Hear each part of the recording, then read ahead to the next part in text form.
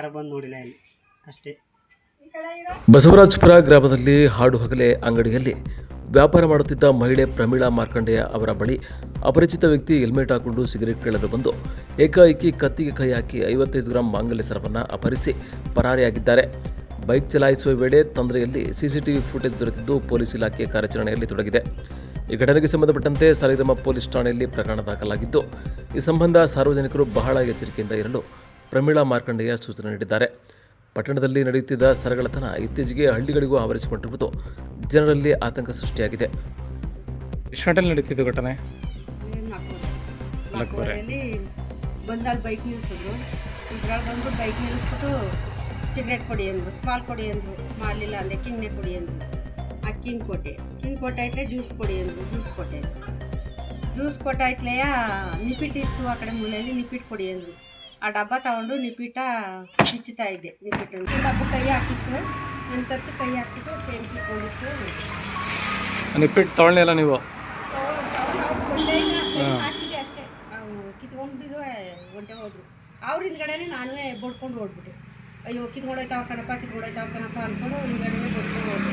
ಆಗೆಲ್ಲ ಜನ ಎಲ್ಲ ಆ ಕಡೆಯಿಂದ ಬರುವಾಗ ಎಲ್ಲರಿಗೂ ಅಯ್ಯೋ ಅದೇನು ಬಡ್ಕೋತಾವ್ರು ನೋಡಿ, ಅಮ್ಮ ಯಾಕೋ ಬಡ್ಕೋತಾವ್ರು ನೋಡಿ ಅಂತ ಎಲ್ಲರೂ ನನ್ನ ಕಡೆ. ಗಾಡಿ ನಂಬರ್ ಏನಾದರೂ ನೋಡಿದ್ರೆ? ಬೈಕ್ ನಂಬರು ಬೈಕ್ ನಂಬರ್ ನೋಡಲಿಲ್ಲ. ಆ ಕಡೆ ಬರೋರು ಎಲ್ಲರೂ ನನ್ನ ಕೈ ಕಳಿಸಿದ್ರು, ನೋಡಿ ಅಂತ. ಅಯ್ಯೋ ಅವ್ನು ಒಯ್ತಾ ಇರೋ ಚೈನ್ ಕಿತ್ಕೊಂಡು ಆಮೇಲೆ ಎಲ್ಲ ಅವರು ಫಾಸ್ಟ್ ಆಗಿ ಯಾವುದು ಪಲ್ಸರ್ ಗಾಡಿ ಎಲ್ಲ ಮೇಲೆ ಊರವ್ರಿಗೆಲ್ಲ ಹೇಳವ್ರೆ ಏನೋ ಒಂಬತ್ತು ನೋಡಿ. ಚೈನ್ ಎಷ್ಟು ಗ್ರಾಮ್ ಇತ್ತು ಮಾಮ? ಚೈನ್ ಎಷ್ಟು ಗ್ರಾಮ್ ಇತ್ತು? ತಾಲಿ ಗುಂಡು ಕಾಸು ಎಲ್ಲ ಎರಡೆಳೆ ಚೈನ್, ಎರಡೆಳೆ ಮಂಗಲ ಚೈನ್ ಎಲ್ಲ.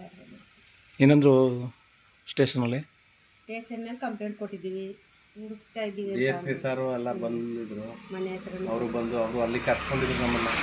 ಕರ್ಸ್ಕೊಂಡು ಅಲ್ಲೂ ಎಂಕ್ವೈರಿ ಮಾಡ್ಕೊಂಡು ಇಲ್ಲಿಗೂ ಬಂದು ಏನಮ್ಮ ಹಿಡಿತೀವಿ ಅಂತ ಅಮ್ಮ ಹೇಳವ್ರೆ. ಏನು ಮಾಡ್ತಾರೆ ಈಗ ಮಾಧ್ಯಮ ಮುಖಾಂತರ ನಾನು ಏನು ಕೇಳ್ಕೊತೀನಿ ಅಂತ ಅಂದರೆ, ಈಗ ನೋಡಿ, ಈಗ 6 ತಿಂಗಳ ನಮ್ಮ ಮಗ ಎಕ್ಸ್ಪರ್ಟ್ ಆದ. ಈಗ ಅಲ್ಲಿ ನನ್ನ ಮಗ ಹಿರಿ ಮಗ ಅಲ್ಲಿ ಜಮ್ಮು ಕಾಶ್ಮೀರದಲ್ಲಿ ಭಯಂಕರವಾಗಿ ಅಲ್ಲಿ ಭಯದಲ್ಲ ಅವನೇ, ನಮಗೂ ಭಯನೇ.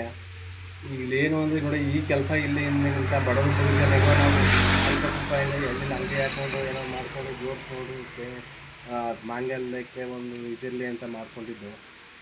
ಇಂಥ ಘಟನೆ ಇಂಥ ಮೇನ್ ರೋಡಲ್ಲಿ ಇಂಥ ಜಾಗದಲ್ಲಿ ಆಯಿತು ಅಂದರೆ ನಾವು ಯಾವ ರೀತಿ ಕಾಲ ತಳ್ಳಬೇಕು, ಸಾಮಾನ್ಯ ಮನುಷ್ಯರು ನಾವು ಯಾವ ರೀತಿ ಇರಬೇಕು.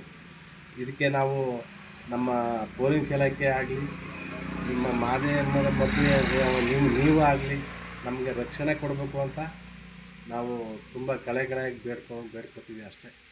ಇನ್ನು ನಮಗಾದ ಕೆಲಸ ಯಾರಿಗೂ ಘಟನೆ ಆಗದಂಗೆ ಸಾರ್ವಜನಿಕರು ಸ್ವಲ್ಪ ಹುಷಾರಾಗಿರಬೇಕು. ಈ ಒಡವೆ ವ್ಯವಸ್ಥೆ ಇವೆಲ್ಲನೂ ಹಾಕ್ಕೊಂಡು ಈ ಮಟ್ಟಿಗೆ ಆದರೆ ಏನಾಗಬೇಕು ನಾವು ಹೇಳಿ. ಅದರಿಂದ ನೀವು ಸ್ವಲ್ಪ ನಮಗೆ ಒಂದು ಎಲ್ಲರಿಗೂ ಒಂದು ತಿಳುವಳಿಕೆ ನೀವು ಕೊಡಬೇಕು ಇದ್ರ ಮುಖಾಂತರ ಅಂತ ನಾನು ಕೇಳ್ಬೇಕು. ನಿರಂತರವಾಗಿ